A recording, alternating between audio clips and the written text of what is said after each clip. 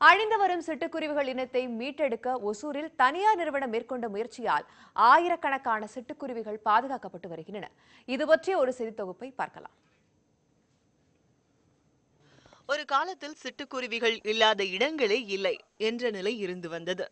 பெரும்பாலும் கிராமங்களில் திரும்பிய பக்கமெல்லாம் இந்த சிட்டுக்குருவிகளின் சத்தம் ஒரு சுகமான அனுபவத்தை ஏற்படுத்தும். காலப்போக்கில் சிட்டுக்குருவிகள் மெல்ல மெல்ல அழிந்து தற்போது அரிய வகை பறவைகள் என்று சொல்லப்படும் அளவிற்கு காண அரிதாகிவிட்டன. இந்நிலையில் ஹொசூரைச் சேர்ந்த தனியார் நிறுவனம் ஒன்று இந்த சிட்டுக்குருவிகளை மீட்டெடுக்கும் முயற்சியில் இறங்கியது.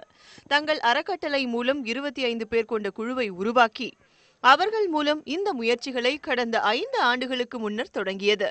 முதலில் அட்டை பெட்டிகளால் ஆன 300 குருவிக்கூடுகளை தயார் செய்து அருகில் உள்ள குடியிருப்புகளில் வைக்க ஏற்பாடு செய்தனர். ஒரு வாரத்திற்கு பிறகு சென்று பார்த்தபோது அந்த அட்டை பெட்டிகளில் குருவிகள் கூடு கட்ட தொடங்கியிருந்தன.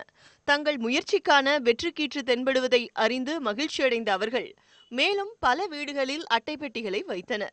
ஒரே மாத இடைவெளியில் அத்தனை அட்டை பெட்டிகளிலும் குருவிகள் இனப்பெருக்கம் செய்து வாழத் தொடங்கின. அதன் பிறகு இதனை ஊக்கமாக கொண்டு இந்த திட்டத்தை விரிவுபடுத்தி ஹொசூர் சுற்றுவட்டார பகுதியில் உள்ள அனைத்து கிராமங்களிலும் குருவிக்கூடுகள் வைக்க முடிவு செய்தனர். தற்போது 400 கிராமங்களில் 40,000 குருவிக்கூடுகளை இந்த அமைப்பு வைத்துள்ளது. ஏன் குறைஞ்சிருச்சு அப்படின்னு சொல்லிட்டு பார்க்கும்போது எல்லாமே டெரஸ் வீடுகளாக மாறிட்டு இருக்கு.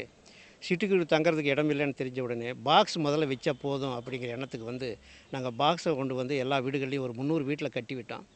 கட்டி ஒரு மாதம் கழித்து பார்க்கும்போது எல்லா பாக்ஸிலுமே குருவிகள் தங்குறதுக்கான ஏற்பாடுகளை செஞ்சுட்டு இருந்தது. அப்புறம் உடனே முட்டை வச்சது. ஒரு 3 மாதம் கழித்து பார்க்கும்போது எல்லா பாக்ஸிலுமே குருவிகள் கூடு கட்டியிருந்தது, முட்டை வச்சுருந்தது. அப்புறம் ஒரு வருஷம் கழித்து பார்க்கும்போது கிட்டத்தட்ட இந்த வில்லேஜில் மட்டும் ஆயிரக்கணக்கான சிட்டுக்குருவிகளை எங்களால் பார்க்க முடிஞ்சது. அப்போது சிட்டுக்குருவிகள் வளர்கிறதுக்கு பராமரிக்கிறதுக்கு நம்ம பாக்ஸ் வச்சா போதும் அப்படிங்கிற எண்ணத்துக்கு நாங்கள் என்ன செஞ்சோம், கிட்டத்தட்ட இந்த ஏரியாவில் மட்டும் 400 வில்லேஜஸில் ஒரு 40,000 பாக்ஸஸை இது வரைக்கும் நாங்கள் வச்சுருக்கிறோம். சிட்டுக்குருவிகள் ட்ரைனேஜில் இருக்கிற புழுக்களை எடுத்துகிட்டு போய் குஞ்சுகளுக்கு ஊட்டுறனால ட்ரைனேஜ் க்ளீன் ஆகுது. நமக்கே தெரியாமல் சிட்டுக்குருவிகள் நமக்கு ஹெல்ப் பண்ணிகிட்ருக்கு. அதை நாம் பராமரிக்கணும். சிட்டுக்குருவி இனத்தை அழிக்காமல் நம்ம பாதுகாக்கிறதுக்கான வழிகளை நம்ம செய்யணும்.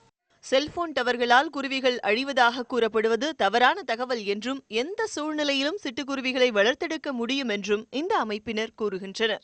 எங்களை பொறுத்தளவில் இங்கே பார்த்தீங்கன்னா இந்த ஏரியாவிலேயே செல்ஃபோன் டவர்ஸ் நிறைய இருக்குது.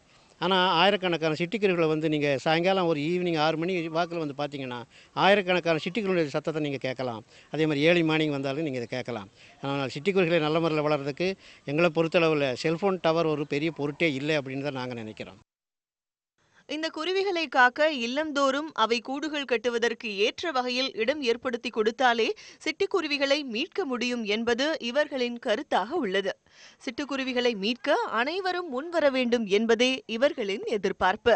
சிறுவயதில் நாம் பார்த்து ரசித்த சிட்டுக்குருவி இனங்கள் தற்போது அரிய வகை உயிரினங்களாக மாறிவிட்டன. நாளைய தலைமுறைக்கும் இந்த சிட்டுக்குருவி இனங்களை அறிமுகப்படுத்த முயற்சிக்கும் இந்த தன்னார்வ அமைப்பின் முயற்சி போற்றுதலுக்குரியது. ஓசூரிலிருந்து நான் நந்தா, நியூஸ் 18 தமிழ்நாடு.